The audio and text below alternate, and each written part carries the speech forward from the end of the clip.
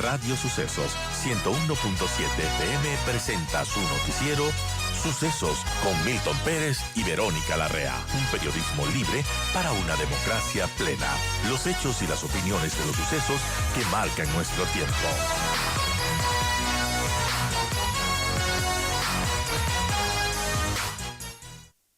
En este viernes se decía justamente en Expreso, no sé si es de tu autoría, lo que acabamos de leer, que la ley de contratación, el cuarto proyecto urgente enviado por el Ejecutivo al Parlamento, la ley de contratación sí le gusta a todos los asambleístas, pero lo contrario sucede con el IVA.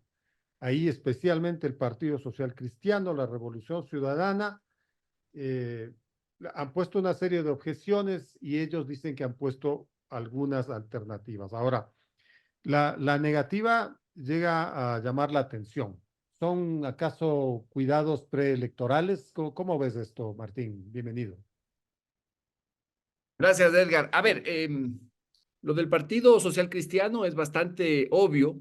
Ellos desde el año 1998 hubo una decisión del el entonces líder máximo de los socialcristianos, León Febres Cordero, de que no iban a aprobar nunca más un solo impuesto.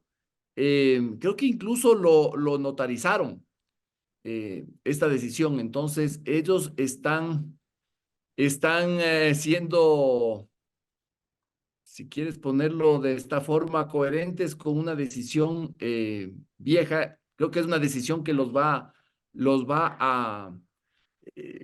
a encarcelar, a aprisionar, ¿no? En algún momento de la historia, si ellos llegan a ser gobierno y necesiten un impuesto, veremos cómo les va. Después de esta mala experiencia del 1 por mil a todos los cheques que justamente estuvo en vigencia en 1998 y 1999.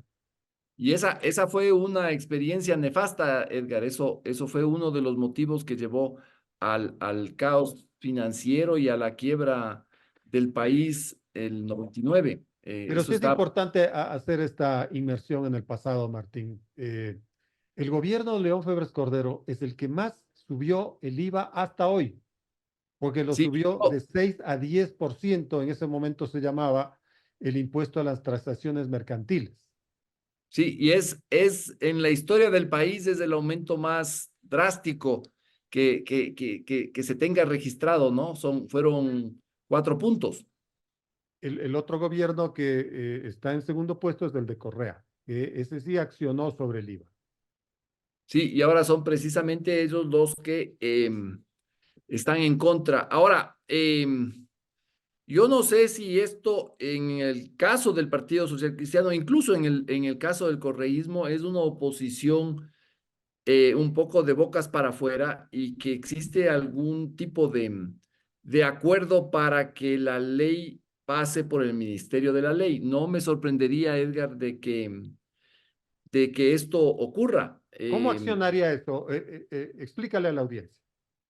Bueno, esto sería que no llegan a acuerdos en la comisión, no presentan un informe, etcétera, y como esto tiene un plazo, ¿no es cierto? Al ser una ley económica urgente, es un mes, no logran hacerlo y entra por el Ministerio de la Ley. Esto ocurrió en el gobierno de Lazo, al inicio del gobierno de Lazo, cuando el correísmo, que era la bancada más grande, se abstuvo y se fue de forma brutal en contra de sus propios anuncios, de sus propias declaraciones, etcétera. Y Lazo pudo aprobar una reforma tributaria. Eso no era hace mucho, así que no nos sorprenda que pase nuevamente algo similar. Bueno, y en ese momento las excusas, las explicaciones del correísmo eran risibles, ¿no? Sencillamente ellos se abstuvieron a la hora de la votación y punto. Sí. Eran absolutamente risibles. O sea, creo que fue 8 de la noche. De repente, ¡pum!, no hubo esos votos y claro, son parte de acuerdos políticos que no tendría por qué no haber en esta en esta ocasión. Ahora, ¿qué se pide a cambio? ¿Qué se da a cambio? Es lo que no sabemos.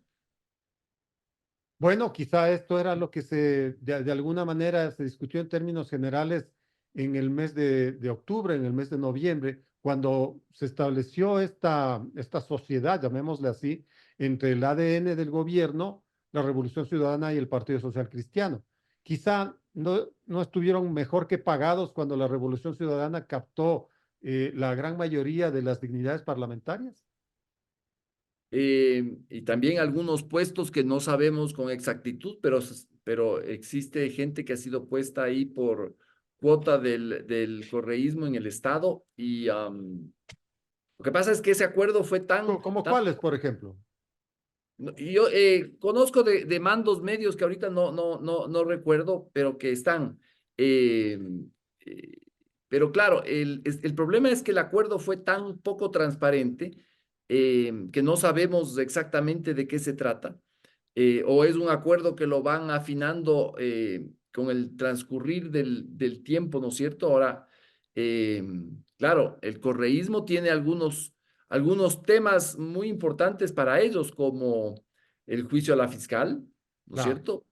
en algún Podría momento va a llegar en este año. Sí, pensábamos que era el salvoconducto para Glass, pero el gobierno ya luego de haber titubeado y haber dado declaraciones muy poco concretas, ya dijo que no habrá ese salvoconducto. Eh, pero algo debe haber a cambio, porque si no, no habría. En el caso de que exista esto, de que entre por el Ministerio de la Ley, pero es tan poco lo que sabemos, tan poca información y que es difícil jugarse por una tesis en este momento de cuál va a ser el tema que van a acordar, si es que lo acuerdan, ¿no? Es que si no es Ministerio de la Ley tan espectacular como la del año octubre de 2021, ¿no es cierto? Sería el veto parcial, porque lo que se acaba de definir en la Comisión de Desarrollo Económico, este informe para segundo y definitivo debate, establece todo un menú de posibilidades que han sido definidas por los expertos como absolutamente ilegales e inconstitucionales, porque los asambleístas no pueden poner impuestos, no pueden crear impuestos, no pueden suprimir impuestos. Pero eso es lo que está en el informe para segundo debate. Entonces, es muy simple pensar que en el caso de existir los votos para aprobar aquello, eso va a ir a Carondelet y Carondelet te va a enviar un veto parcial. Pero lo que sí no existe son 92 votos para que este Para insistir. Parlamento pueda insistir en este texto. Exacto, exacto. Y bueno, y ahí se pueden jugar muchos discursos, ¿no es cierto? Claro, nosotros propusimos ponerle un impuesto a las utilidades de la banca, pero el gobierno no quiso aceptarnos o sea, se puede estar fabricando un discurso perfectamente y el correísmo y el socialcristianismo dirán, conste que nuestra propuesta incluía este impuesto a la banca, un impuesto al patrimonio, algunos de estos temas que ya están puestos como alternativas. Eso, lo que pasa es que ellos necesitan que su discurso se refuerce en la idea de que presentaron alternativas y que no son responsables de la subida del IVA. Entonces sí, perfectamente puede pasar así y como no hay votos para insistir, entraría por el Ministerio de la Ley. El hecho de que el delegado del Partido Social Cristiano en la Comisión de Desarrollo Económico se haya abstenido ya puede dar algún tipo de luces de lo que puede pasar el próximo martes. Sí, tengo entendido que las relaciones entre el Partido Social Cristiano y el gobierno son particularmente buenas. Hay mucha coordinación, hay mucho flujo de información, así que que no nos sorprenda esto que tú dices, Edgar. Además, fíjate en la última encuesta de Comunicaliza. Claro que Daniel Noboa tiene un 80%, lo que le convierte prácticamente en un ser indiscutible en este momento en el país. Pero el Parlamento pasa del 2% del año pasado, ¿no es cierto? Exactamente de mayo del año pasado, 2% al 60%. Entonces, Henry Kronfle y los socialcristianos abanderan aquello, ¿no? Y dicen, esto es nuestra labor, esta es nuestra gestión. Pero ellos no pueden olvidar, y seguro lo saben, que esa popularidad también es porque, dadas las circunstancias actuales del país, la Asamblea está apareciendo como un organismo que está remando en la misma dirección del gobierno en este tema de la seguridad, etcétera. No, eso de que el 60% no es gratuito, eso también se lo deben al gobierno de Noboa con su decisión de enfrentar a la inseguridad, ¿verdad? Entonces, ellos saben que su popularidad también depende en muy buena cuenta de lo que está haciendo el presidente Noboa. Ahora, si no aprueban el IVA, Edgar, a nadie nos gusta pagar más IVA. Estoy seguro que a ti tampoco te gusta pagar más IVA, pero si no se aprueba esa medida, al menos de esa medida, la situación puede ser absolutamente calamitosa. No hay dinero para los sueldos de enero. Para los de diciembre, el gobierno logró conseguir de una forma heroica. Por aquí, por allá, consiguió algo de dinero y se pagaron los sueldos de... Pero eso no puede seguir para adelante. Esto es imposible. Necesitan una fuente que sea rápida. Incluso el IVA es una medida insuficiente y yo creo que algo tendrán que hacer con lo de los subsidios. Yo no sé cómo, ese es un tema casi tabú en el Ecuador, pero si el Ecuador no da estos pasos de subir el IVA, ver alguna forma de eliminar subsidios, los organismos internacionales tampoco van a poner de su parte porque dirán, necesitamos que Ecuador haga su tarea y comience por algo, porque si no, nosotros no vamos a regalar todos estos fondos. Es Entonces, que es ahí donde uno no entiende por qué esta realidad que ha sido explicitada por múltiples expertos, por el propio gobierno, no es entendida por los legisladores, sean del Partido Social Cristiano, sean de la Revolución Ciudadana, que ellos son en ese sentido, los más reacios, ¿no? Eh, y que probablemente estemos hablando de soluciones donde no se tenga que explicar nada, como por ejemplo el veto parcial o el que pase por el Ministerio de la Ley. Ni siquiera ellos han cedido ante un par de jugadas que se han dado en el Parlamento en las últimas horas. Esa de grabar todos los sueldos, ¿no es cierto? O los haberes de los ecuatorianos. Ese documento apócrifo que apareció de repente en el Parlamento, y quizás no tanto en el Parlamento, sino en determinadas redes sociales, llenaron de terror, de horror, de rechazo y de hastío a muchos ecuatorianos y en el Parlamento también. Pero ni así eso lo esforzó a los asambleístas para que en la Comisión de Desarrollo haya una masiva aceptación de los 3 puntos del IVA. Además de que no se pagó ese día los sueldos a nadie en el Parlamento. sí, yo creo que la clase política está completamente desconectada de lo que pasa. No ha habido un debate sobre este tema, no ha habido una conversación sobre este tema de los líderes políticos. Me parece que lo de la rueda de prensa de ayer de Cortes me parece que es un aporte para que este tema se ventile, pero es que el tema es absolutamente angustioso. Edgar, si el gobierno no tiene para pagar sueldos, empezará a entregar bonos y eso empezará a circular luego en el mercado y eso terminará siendo lo que pasó en Argentina con los patacones, ¿no es cierto? Una especie de bimonetarismo donde circulen unos bonos que serán similares a los patacones argentinos. Y eso puede poner en riesgo a la dolarización. Que hayamos llegado a este punto por irresponsabilidad del gobierno de Lazo puede ser, pero ya estamos aquí. Hay que solucionarlo de una forma racional y responsable. Y me parece que la clase política está en otra. No entiende o no quiere entender o no le gusta entender. Eso de estar en otra es lo que te preguntaba al inicio de la entrevista, Martín, porque al parecer eh, los partidos ya están siendo permeables a una campaña electoral que está dando pues sus primeros pasos. Tal es así que tú has visto el propio Jaime Nebot sale y habla de Jan Topic como su candidato para las elecciones del año 2025. La candidata o la precandidata de la Revolución Ciudadana, Luisa González, se está moviendo aquí en el país. Está en este momento, me parece, haciendo un tour por el exterior, donde de igual manera está en procura de, no sé, de atención. Carlos Rabascal ya fue presentado por Jimmy Jairala, supuestamente el precandidato del Centro Democrático. Se habla ahí también de ciertos movimientos de Andrea González por Construye. Entonces, como que la política quiere orientarse por lo electoral cuando pues el país tiene otras necesidades. El tema, Edgar, es que si no hay una fuente de recursos para solucionar esto, vamos a llegar a las elecciones en un estado catastrófico del país. O no Entonces, habrá yo plata no sé, para hacer las elecciones. ni las elecciones, y el país está absolutamente convulsionado. Y no, porque no habrá, si se acumulan 2 o 3 meses de que no hay pagos, porque no hay de dónde tener recursos, si es que hay 2 o 3 meses, repito, este país puede estar yéndose al demonio.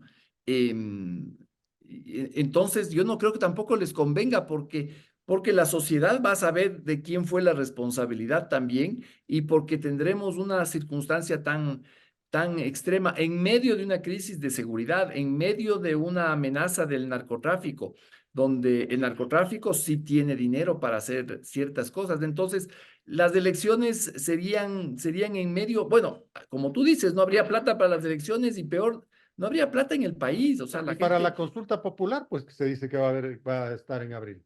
ni la consulta popular, tú lo has dicho, Edgar. Entonces, yo no sé si entienden eso, que esto no aguanta mucho más. Eh, si no hay dinero para los sueldos de enero, ¿cómo va a haber para los de febrero?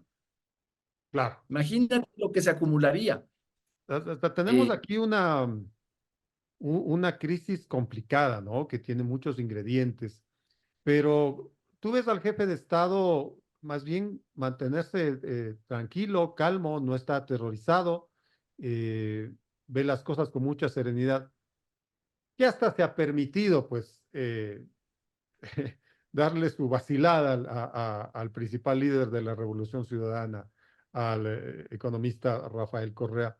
Eh, Antes de eso ya lo puso en su lugar a Leonidas Issa, porque con la sangre fría de Daniel Noboa, me imagino que prevalido del 80%, también ha dicho que se va por la focalización de los subsidios y le ha dicho unas dos que tres cosas a Leonidas Issa, ¿no? Que él siempre ha atemorizado, sí, a Lenín Moreno y a Guillermo Lazo. Ese es el talante del jefe del Estado en este momento. Edgar, yo creo que el presidente Noboa, yo estoy convencido de que Noboa está en campaña de reelección, pero yo creo que se ha dado cuenta que si no toma medidas, ahora él no, porque se necesita ya, él no va a llegar en condiciones de ser candidato para la reelección.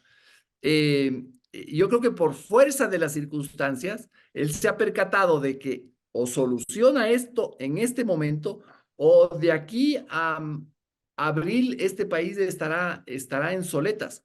Pero entonces no Eh, quiere alarmar a la gente, ¿no? Porque tú lo ves ahí. Fíjate esta última entrevista de Coaiza, todo tranquilo, eh, diciendo las esa es su cosas, sí, forma, es, pero sí, con sangre fría, si es que cabe el término. esa es su forma de ser, pero fíjate, él ha cambiado de discurso sobre estas medidas. Él dijo que no iba a eliminar subsidio, él dijo que no iba a subir el IVA, pero ha ido cambiando y sus declaraciones son, a mi entender, son mucho más responsables, porque claro, él se da cuenta que tiene que ser responsable para poder seguir en una carrera política. Eh, Eso a mí me parece que es fundamental. Es que si no hay dinero de aquí hasta abril, él tampoco va a tener la posibilidad de ser candidato, porque quién sabe lo que pasará. Eh, bueno, vamos a ver cómo se resuelve esta crisis de este escenario. Eh, ¿Qué nos puedes decir de lo que está sucediendo en la Corte Nacional? ¿Cómo has visto esta semana, estos 8 días que han sido fundamentales para la Corte Nacional? Con perplejidad, es bastante increíble, pongámoslo así, que la Corte Nacional no tenga siquiera un mecanismo establecido para elegir a su presidente. es como que nunca habían pensado esto y ahora se discuten cosas tan básicas como cómo hacer la reelección, cuando la Corte Nacional debería ser un organismo que tenga eso ya absolutamente superado. Y claro, es que aquí atrás está nuevamente la eterna intención de determinados grupos políticos para tomarse la corte. Hay temas muy gordos que se van a jugar en esa corte en poco tiempo. El caso Metástasis.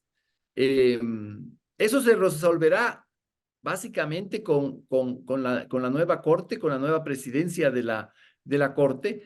Y hay grupos que deben estar muy asustados con todo lo que está saliendo y que necesitan de unos jueces y de un presidente de la corte o presidenta de la corte, lo que sea, que, que esté alineado con sus intereses, porque lo que se viene es bastante complicado, ¿no? El juzgamiento de todos los escándalos que vimos de Metástasis y otros casos que son históricos y que están atrás los mismos casos de Rafael Correa, los de Jorge Glass, etcétera. Entonces, la Corte está en la mitad de una pugna que, que, que involucra a un gran sector de la clase política ecuatoriana.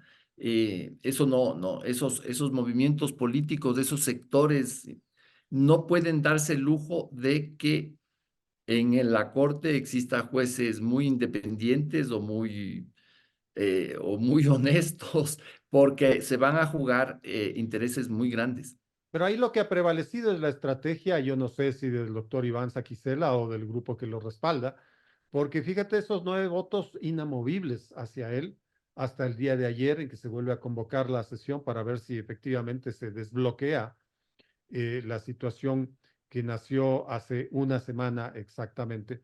Y por otro lado, este pronunciamiento del procurador, que no sabemos si es vinculante, pero que en este momento lo ha encaramado a Saquicela en la prórroga como presidente de la Corte Nacional. Hoy es el último día para tratar de ver qué sucede ahí, pero son muy pocos optimistas quienes creen que las cosas cambien.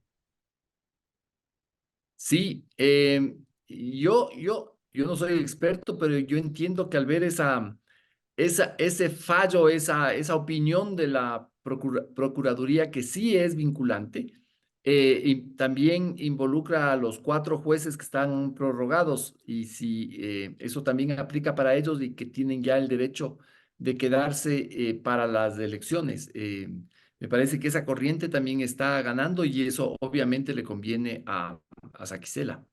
Entonces tenemos a Saquicela por un tiempo más, ¿no? Porque esto va a depender del concurso que tiene que poner ya en vigencia el Consejo de la Judicatura para nombrar a los jueces titulares.